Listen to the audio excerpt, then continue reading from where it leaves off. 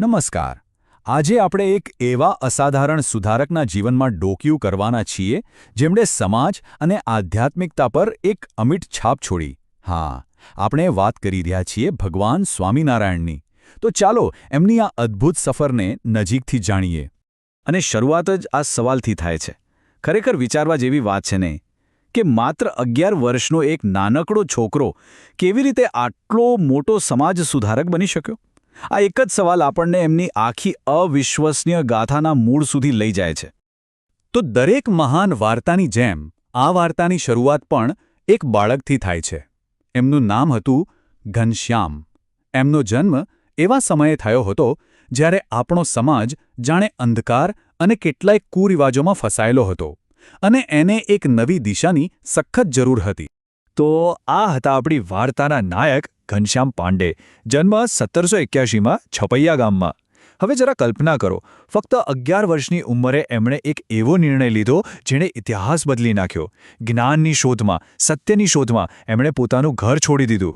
અને અહીંથી જ એમના જીવનનો બીજો અને કદાચ સૌથી મહત્વનો અધ્યાય શરૂ થાય છે.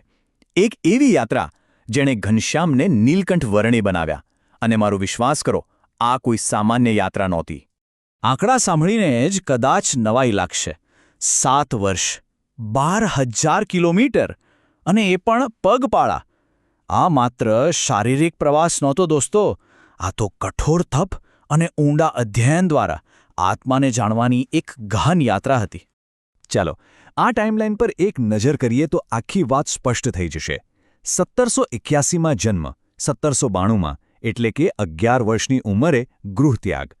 પછી 7 વર્ષની લાંબી કઠિન યાત્રા પછી 1799માં તેઓ ગુજરાતના લોચ ગામ પહોંચ્યા અને બસ અહીંથી જ એમના નેતૃત્વના માર્ગની શરૂઆત થઈ. ગુજરાત પહોંચ્યા પછી એમની અંદર જે આધ્યાત્મિક તેજ હતું અને જ્ઞાનની ઊંડાઈ હતી એ એટલી પ્રબળ હતી કે બહુ જ ટૂંકા ગાળામાં તેઓ એક મોટા આધ્યાત્મિક સમુદાયના વડા બની ગયા. અને આ આંકડો જુઓ, 21. ફક્ત 21 વર્ષની ઉંમરે એમને આખા સંપ્રદાયનું નેતૃત્વ સોંપવામાં આવ્યું. વિચારો, આટલી નાની ઉંમરે આટલી મોટી જવાબદારી, એ જ એમની અસાધારણ ક્ષમતાનો સૌથી મોટો પુરાવો છે. અને આ નેતૃત્વ સાથે જ એમને મળી એક નવી ઓળખ. એમના ગુરુ રામાનંદ સ્વામીએ એમને સહજાનંદ સ્વામી અને નારાયણ મુનિ એવા 2 નામ આપ્યા. અને પછી એમણે પોતાના અનુયાયીઓને સ્વામિનારાયણ મહામંત્ર આપ્યો, જે આજે આખા સંપ્રદાયની ઓળખ બની ગયો છે.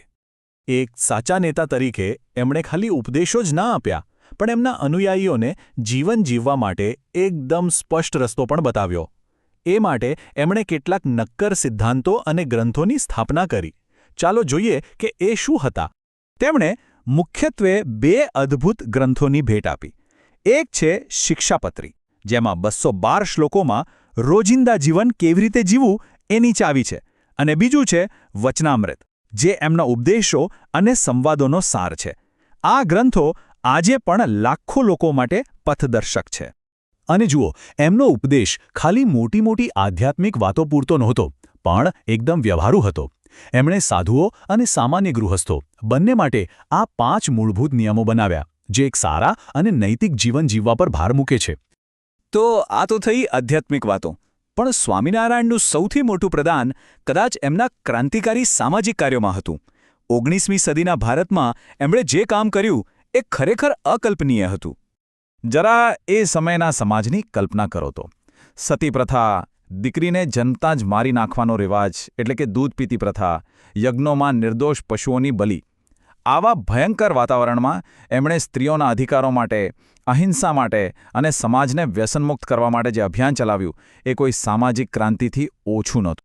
એમણે ખાલી વિચારો જ ના આપ્યા, પણ એવા સંસ્થાનો બનાવ્યા જે એમના વિચારોને પેઢીઓ સુધી જીવંત રાખી શકે. અને આ બધાની શરૂઆત થઈ આ એક આંકડાથી. 6. આ એ 6 ઐતિહાસિક મંદિરો છે જેનું નિર્માણ ખુદ સ્વામિનારાયણે પોતાના જીવનકાળ દરમિયાન કરાવ્યું. અને આ મંદિરો ખાલી પૂજાપાઠના સ્થળો જ નહીં, પણ સામાજિક સેવા અને શિક્ષણના મોટા કેન્દ્રો બન્યા, જે આજે પણ એ જ રીતે કાર્યરત છે. પણ વાત અહીં પૂરી નથી થતી. એમની ગાથા અહીં અટકતી નથી. એમનો વારસો તો આજે પણ ધબકી રહ્યો છે, અને માત્ર ગુજરાતમાં જ નહીં પણ આખી દુનિયામાં ફેલાયેલો છે. જુઓ, જે નાનકડી શરૂઆત ગુજરાતના 6 મંદિરોથી થઈ હતી એ આજે એક બહુ મોટું વૈશ્વિક આંદોલન બની ગયું છે. BAPS જેવી સંસ્થાઓ દ્વારા એમના કાર્યો અને ઉપદેશો આજે દુનિયાના ખૂણે-ખૂણે પહોંચી રહ્યા છે. આ ગ્રાફ પરથી જ આખી વાત સમજાઈ જશે. 19મી સદીમાં ગુજરાતના એક નાના વિસ્તારથી શરૂ થયેલું આંદોલન આજે 21મી સદીમાં એક શક્તિશાળી વૈશ્વિક હાજરી બની ગયું છે, જે દુનિયાભરના કરોડો લોકોને પ્રેરણા આપી રહ્યું છે. અને છેલ્લે એક સવાલ જે આપણને સૌને વિચારવા પર મજબૂર કરે છે કે આજના આટલા આધુનિક અને જટિલ સમયમાં લગભગ 200 વર્ષ પહેલાં આપેલા સિદ્ધાંતો આજે પણ આટલા પ્રાસંગિક અને પ્રેરણાદાયક કઈ રીતે હોઈ શકે છે? કદાચ આ જ એમના વારસાની સાચી શક્તિ છે.